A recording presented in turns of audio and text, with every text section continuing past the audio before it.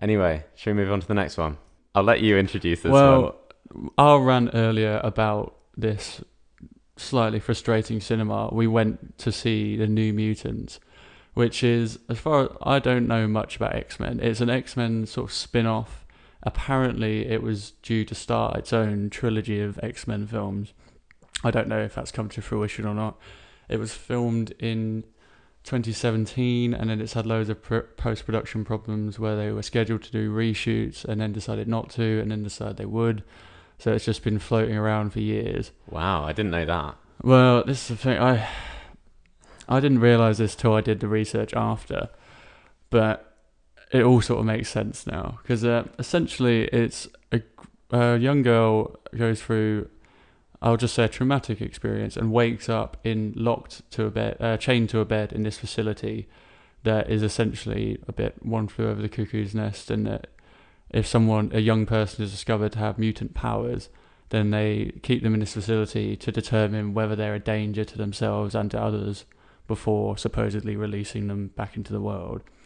So there's a few characters in it that all have got varying powers, and yeah, stuff happens. Who's in the film, Jack? You haven't told us. I'll let you go through the starring list. Well, it's gonna hurt me to say. It's written and directed by Josh Boone, but it's also co-written by Nate Lee. I think that's how you pronounce it. I mean, I only know Josh Boone from directing Fault in Our Stars, which sort of gives you a little insight into where this is going. Yeah, and it stars Maisie Williams, Charlie Heaton, Blue Hunt, Henry Zaga, Alice Braga, and your favourite. Anya Taylor-Joy, isn't it? Well, I say favourite. I don't know if she's your favourite anymore. Well, I'm just going to preface this by saying, Anya, if you do ever end up listening to this, because we end up mentioning you every episode, I apologise for what I'm about to say. I fucking hated this film. Like, actively hate it. I mean, I'm sort of with you. I don't know if I was made worse because of the bad, like the 40 minutes of trailers and the shit popcorn. I was going to say, which did you enjoy more? The 40 minutes of trailers or the 1 hour and 30 minutes of film? I could have just done another hour and a half of trailers if I'm being like, this film, man. When we started this podcast, I was like, oh yeah, it'd be cool, get to review films and talk about you, but you don't think about having to watch the shit films. Yeah. And the worst is that I've read a few reviews today before we did this, just to sort of make sure I wasn't the only one that felt this way. And the reviews have actually not been that bad. They've been like fairly average, like not good, not bad. Yeah. I hated it. I hated it so much. I didn't enjoy it. I mean, I've got a few things that I've written here. I mean, it starts with terrible movie. Like, well, yeah, in my notes I put, oh yeah, we're talking about I'm thinking of ending things, and then I put we're talking about new pile of shit. Okay, instead of the New Mutants. Fair enough. But yeah, I mean, it's because it's like a risk-taking kind of horror approach to a Marvel film, which you don't really get much of. So I was kind of excited about that as an idea, but it was, I thought that like large parts of it were quite forgettable. The parts that were memorable for the wrong reasons. Like when you say something's a bit like cringy in a superhero movie, that can go either way, because you can either see that as like, oh, this is going to be really good cringy, like Spider-Man 3, or you have the bad cringe where it's like, it's not. You can tell they're trying to be cool or serious. Yeah, it's like the moments where they're trying to hit you with like a very like poignant moment, like a speech or like a quote. Oh my god! There are so many moments that are supposedly quotable moments that made like my toes curl up. Like, yeah, it was painful. 100%. The script is not good at all. Like, it's so first draft boilerplate. We need these two characters to build a connection, so we'll just give them some really shit like awkward lines to talk to each other. Oh, we need this person to say something cool to make themselves look better, and they just turn to the camera and say some really shit one-liner, but not in like a so bad it's good way, just in a, oh my god, you're actually trying and it's so bad. Yeah, I mean that's one of the most disappointing things, is just the writing throughout. Like, I mean, I want to criticize the actors, but but I don't think I can really criticize them because I think they did the best with a Yeah. terrible script. That's the thing. I'm always skeptical to slate actors because at the end of the day, if they're reading from a shit script, there's not much more they can do. Yeah. And Charlie Heaton, I actually thought put in a decent performance despite the shit script. But that does get me onto the other negative, is that there's a lot of shit accents in this as well. Well, I think that's one of the things that makes me angry about the film is the fact that all of the characters are so one-dimensional. They felt the need to pad out each character by giving them a quirky accent. So you've got Charlie Heaton, who I think is from Yorkshire originally, and he was in Stranger Things, and he has like a kind of he does a good plain American accent. But suddenly he's from Kentucky.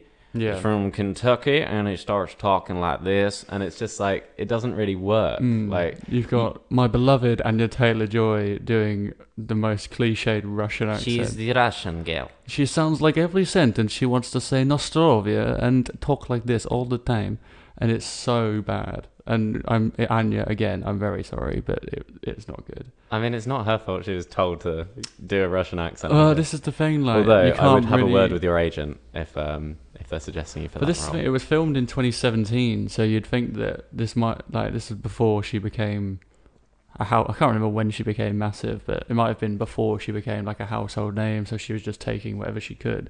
Yeah. But it's not. Yeah. There's so much I hate about it. I thought, the characters were all pretty shit. The script is terrible, and like there's so many bits of pointless exposition as well. I was gonna say, if we compare it to I'm Thinking of Ending Things, which is one of the least prescriptive films in that way, this was so prescriptive. It was like every time someone was doing something, they had to tell you that they were doing it. It was, oh, well, now I'm going to fight you because I'm angry with you, or something like that. It was total shit. I won't give it away just in case, for whatever reason, people actually do want to go see this.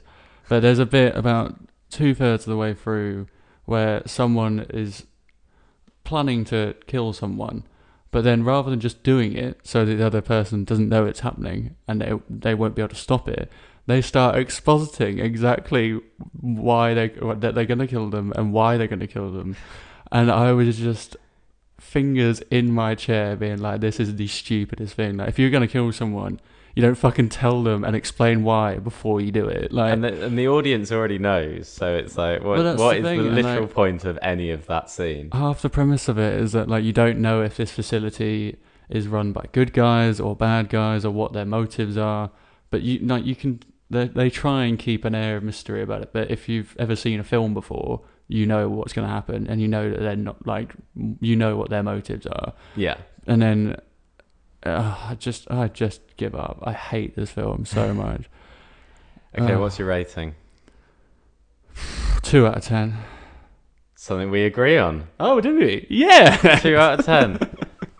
No, honestly, I do not recommend this film at all. And like, again, it's only this second X-Men film I've ever watched. I watched Logan, and I actually quite liked it. But I think that was a good one. Yeah, by and large. And that, from what I've heard, it's probably one of the better superhero films. But like, maybe if you were into like the whole X-Men thing and you'd watched all the other films, maybe you'll enjoy it more than we did.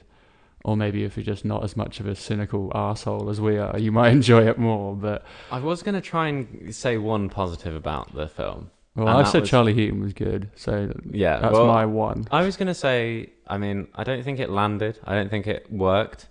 But I appreciated the fact that they made an attempt to delve into a side of kind of like when they were talking about like childhood trauma. Because a big part of this is that every member of the cast has been through a traumatic incident, and they do spend a bit of time trying to investigate and explore how that affects people, especially young people. So I appreciated the effort. Unfortunately, it wasn't executed well, but you know, it's nice that people are still trying to make films that actually kind of go into detail with these kind of topics, especially when it's a Hollywood blockbuster type. Yeah, and I appreciated that there is one of the plot lines is an LGBTQ narrative, which, okay, you don't need it in every film, but it's good to be represented. And it didn't feel forced. It just felt fine. Yeah. I mean, it wasn't done overly well, but it was appreciated. I don't think anything was done overly well. That was the thing. It was like I couldn't. That's the other problem I had with it. I couldn't tell what they were going for. It was a mixture of like a superhero movie mixed with The Breakfast Club, mixed with random like. Do you remember It Chapter 1? Yeah. And like there was loads of scenes where like one person would then go off and be scared by Pennywise, and then it would just happen to each of them individually. It happened in this where like each one of them would have a traumatic thing happen like separately, and I was like, well, what do you want? Do you want Breakfast Club, or do you want horror, or do you want to sit like you can do more than one, but not when you're doing it this badly. Yeah. Anyway, I think we need to call it a close there. Yeah, I think we need to cool off a bit. Fuck the New Mutants. It was not. I wasted so much of my evening. I could have been in the pub.